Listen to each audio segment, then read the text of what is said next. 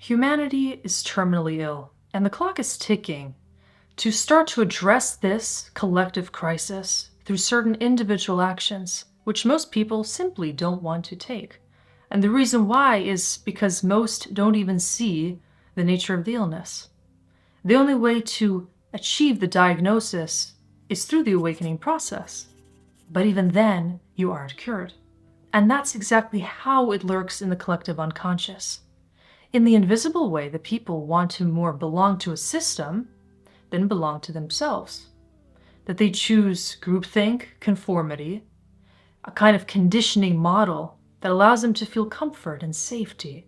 And most people will never know that they have this disease because it's a disorder of conformity that causes you to experience the loss of individuality. And that's something that is profitable and contained within all the systems and powers that are attempting to still control humanity via this kind of invisible coercion. Now, the reason why the clock is ticking ever more quickly is because we're now in a collective timeline where more and more people are neurologically rewiring themselves to belong to this new pattern of groupthink, where they're now learning to thrive in a kind of system of outsourcing themselves, as when the ego feels that its needs are all met, one can experience this illusion of comfort, safety, and happiness, even if they're living in an entirely artificial and devoid of soul construct. Now what's happening is that more and more people are not sensing the opportunity that they have to keep evolving, because they're comfortably contained within a framework that is actually using them and exploiting them as parts of the system. The real question we all have to ask ourselves is, are we really human in the true sense of that word? Or are we more comfortable being automatons, parts of a system that we can experience this kind of illusory comfort in, but that our higher self would immediately recognize as being part of the soul trap which we are here to navigate out of? The only way to feel that is to start to sense the difference between this illusion of belonging to something outside of yourself, and to then start to make choices that are fueled by your individual way of operating in this world. That means you actually sense the power of your individuality, and you don't want to be controlled because you know that your soul is only able to express itself if you choose to honor what makes you unique and different. And for a lot of people right now that are more embracing of conscious intentions and values, there is an even darker loss of meaning that's occurring.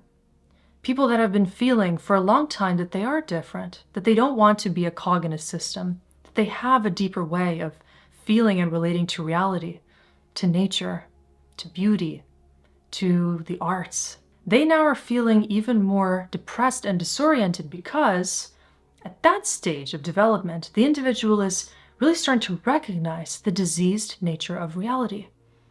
When you start to awaken to that degree where your perception is heightened and discernment is at an all-time high, one of the darker symptoms of that is that you start to feel this bifurcation between you and others.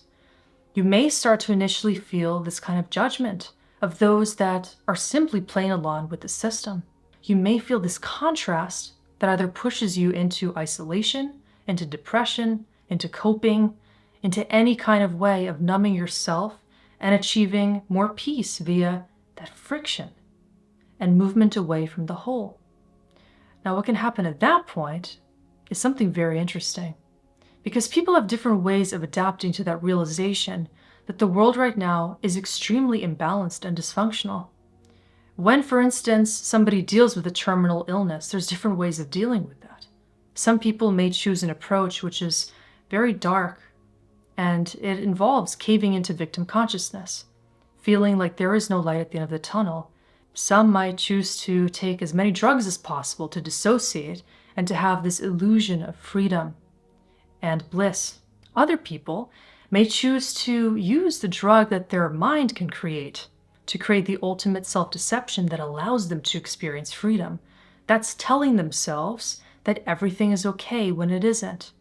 There are the fighters, and there are those that choose to look at reality and even the most severe and challenging of circumstances, like such a difficult diagnosis, with a degree of realism and optimism blended.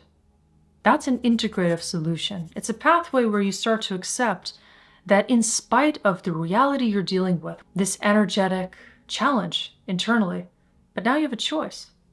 And those people that choose to thrive even in the most difficult of circumstances realistically and without artificial coping will start to look for a way to create true healing. They will start to see that any kind of imbalance, dis-ease, or disharmony is just that. It's movement away from the point of equilibrium. It means that there is now an imperative challenge, a kind of ultimatum that the soul is creating for the lower self reality, which is that choices and changes need to be made, or else there will be a certain fate that steals that opportunity away from you. And in that case, coherence needs to be created. That is the individual that isn't choosing to falter at the sign of an imbalance or terminal illness, or choose to dismiss the importance of it. They choose to see that even that is an emanation and manifestation of consciousness, and it's coming to you for an important reason. All of us are actually living this scenario right now, and all of us have choices that need to be made to both understand where we stand on the individual component of this developmental cycle, as we all chose to be here at this time experiencing these same pressing conditions and concerns. And there's also a collective timeline. And the way that these two elements are confronted is something very individual. And what's important to take into account is how you deal with conflict and how deeply you actually believe in the ability for change to happen. Because most of the individuals that fall into the category of those who cope negatively, who give up and retire at the first sign of imbalance that they don't think can be reversed, is they don't actually believe that change is possible. Because somewhere deep inside them, they've given up on aspects of them that needed to be integrated, which means first lovingly witnessed and held in a respectful way to understand the wholeness of the inner condition that can be created. If that doesn't occur, then there's no way to see how change can be possible outside of ourselves.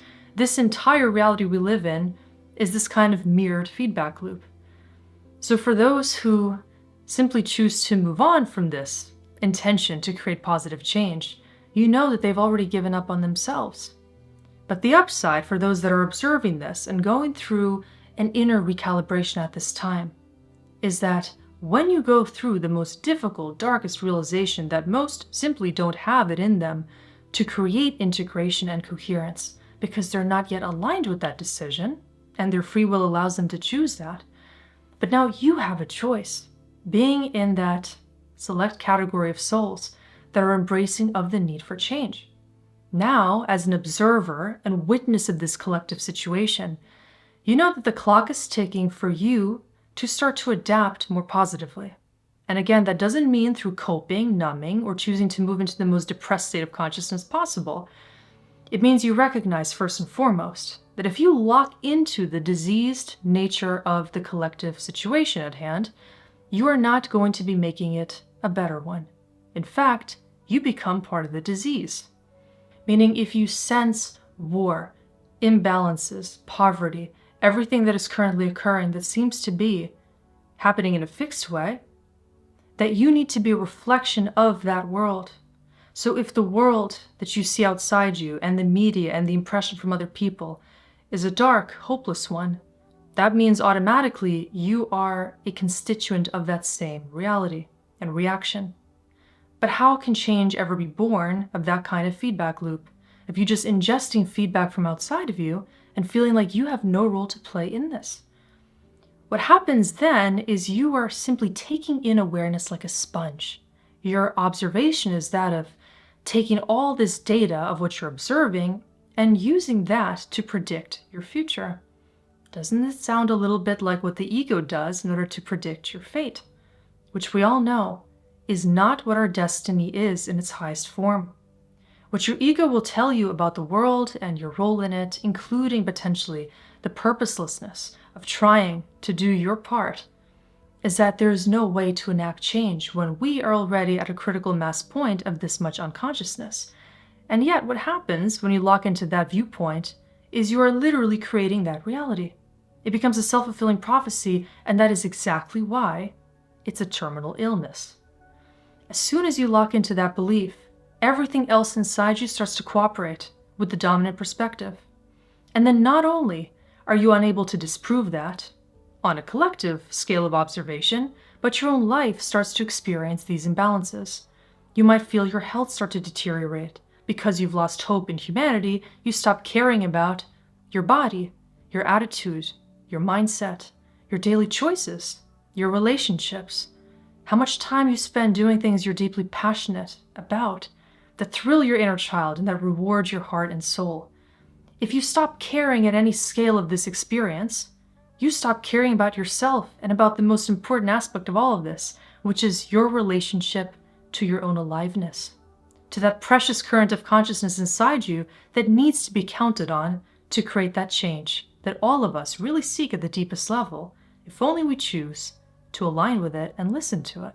Most people don't actually go this far to entertain the possibility that if they yield to the conscious power inside them, there will be a way that their identity gets recalibrated, reshapen, and reinvigorated to support their true mission on Earth.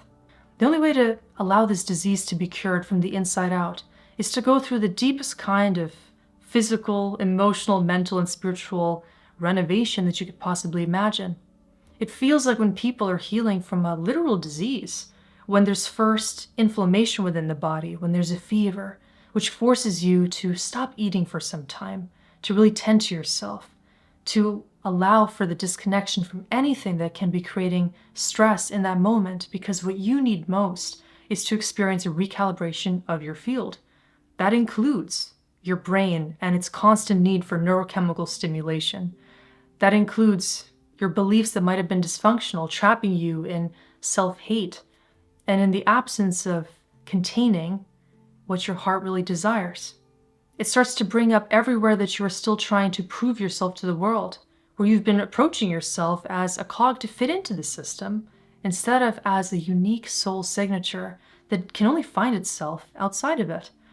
And so creating that kind of individuation is what's going to feel most painful, because your ego might think that you are choosing death, you're choosing loneliness, or potentially even choosing arrogance, because how dare you do something that most people don't approve of, or that you don't see them doing outside of you. That'll put you through a process of needing to trust this internal energetic signature above everything else. And it takes the kind of faith that if everyone were to go through the same process, we would really be given rise to the peace and neutrality that's required to be coherent humans and a coherent species. Most in this spiritual space seem to think that once you have recognized the collective state of imbalance, polarization, or any other kind of crisis, you now need to adjust by either convincing yourself that everything is all right when it clearly isn't, or that the role that you play of an observer is enough. When really what that does is it keeps you in a liminal stage of development. Individualization doesn't get to happen at that stage because not enough emotional transmutation gets to happen when you're simply observing everything from a side and creating a mental belief of oneness, of love and light, of higher frequency transcendence. Because what's really needed is to go into the heart internally of what you're doing individually to now be reintegrated into this world in a most useful, loving, and compassionate way. It's easy to find some kind of a way of supporting your autonomy when you're connected to other people having the same kind of groupthink about New Earth already being here, or about oneness being this experience where all of us now can merge into a new model of humanness, where we don't need to take responsibility, where we don't need to think about the karmic challenges that we as individuals and as a human race are dealing with, where we don't really ask the deeper questions, and also see the need for more empathy and the awareness of what has caused so much pain and imbalance to begin with. In many ways, this quick fix solution of spiritual transcendence can be the most narcissistic, and it's fueling the exact same terminal illness that is the loss of individuality. Because merging into any kind of groupthink is just repeating the same problem. Merging into a religion, into a cult, into a group of individuals that aren't seeing the individual value of the soul and its value system, are all spinning the exact same illusion in different ways. And that brings me to the other point about what illusory nature of reality is still being supported. And that is that the answer is something that's going to be externalized.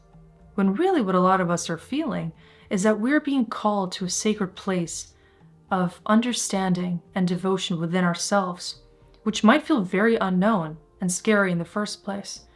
Internally, there is a new fulcrum of awareness that you can feel more strongly by sensing that contrast between the bliss of the inner experience and the tumultuousness of this imbalanced external condition. And that will allow you to be even more connected to this intelligence that doesn't want to be idle. It doesn't want to judge or stay stagnant or to cause you to cope in very damaging ways. It naturally is a balance-creating fulcrum. So when you're connected to that deepest part of you, which is the most audacious thing that you can do to really embrace the power of consciousness, you're going to feel like you know how to play your own part to bring balance into the world. That's a need that always comes online when you really allow yourself to sit still through that discomfort, through that reconsideration of everything that makes you human and everything that right now humanity is processing as a larger repetitive cycle that needs to be laid to rest so that we can really progress as a human race. And the most powerful aspect of all of this, in my opinion, is that it doesn't take many human beings to start to enact that power of consciousness collectively. Because even though this terminal condition of loneliness, fragmentation, and isolation externally could seem to be this dominant reality that is pressing all of us into the same condition, really, as soon as you bring in the counterbalance, which is this truth that is hard for people to swallow, but that all people can really experience deep down as the way to come back to our true selves and to the nature of love, we start to share these ripples into the world, and real changes begin to happen then. As soon as you come out of your individual illusion and distortion, and you start to heal in this really progressive way, you start to naturally create that change. And then we become dominoes, creating this ripple effect that is unstoppable.